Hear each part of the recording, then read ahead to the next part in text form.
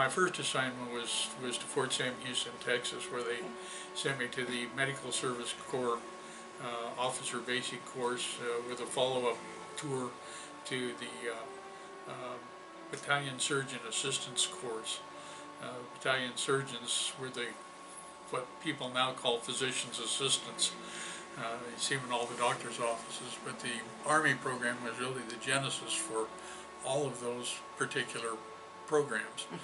And so I learned how to give shots and diagnose people, and the theory was that we could take the place of the surgeon in a non-combat medical unit, and in a combat unit we would be the primary assistant to the medical officer, who was the commander of the medical company, and was the battalion surgeon assistant out in the combat battalions. Okay, so when you... I was married at the time. My wife Betty and I were high school sweethearts, and got married a long time ago. 4 years. 54 years ago. Anyway, we kind of traveled together after I got commissioned in ROTC. It was kind of unique because I graduated near the top of my class in ROTC. As a result, I was designated as a distinguished military graduate, which entitled me to accept the same commission that the kids from West Point get when they graduate. So I was given my choice of branch, and I picked Medical Service Corps because I had a lot of medical experiences as an embalmer and assisting on autopsies and that type of thing. And it actually did carry over pretty well to those who were still breathing. The humidity was just atrocious, and everybody's wilting. And they took us off the airplane and they lined us up out on the tarmac out beside it and put us in formation. And you can see the gunfire and stuff going on around us, and the jet fighters coming down and dropping stuff out on the perimeter, and hear gunshots. And what are we doing all clumped up like this in a single location? But eventually they got us out of there. We picked up our baggage and put us on buses and took us initially down to the replacement depot at Long Bend. And then from there I went to Bearcat, which was my initial assignment into the 9th Infantry Division.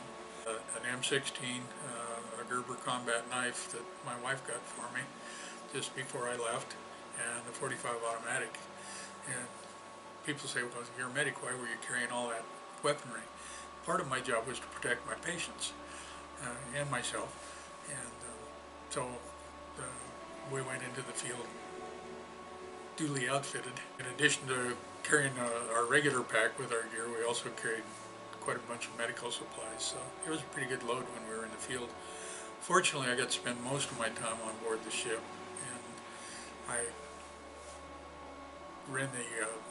controlled the radio operations for 2 medical dust-off companies and dispatched them to the various places in the field where they went to make their house calls. And then they would come back and they would either bring the patients to the ship where we were able to treat, or they'd take them to one of the shoreside facilities, depending on what was the closest route and how many patients were being treated in those facilities at the time.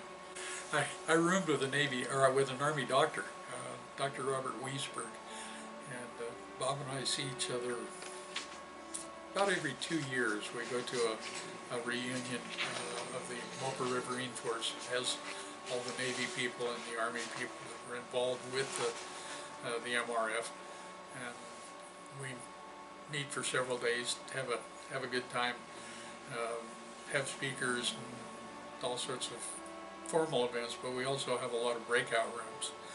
And the 9th Med doesn't have a breakout room itself. We go to whichever one we want to because the medics are welcome anywhere.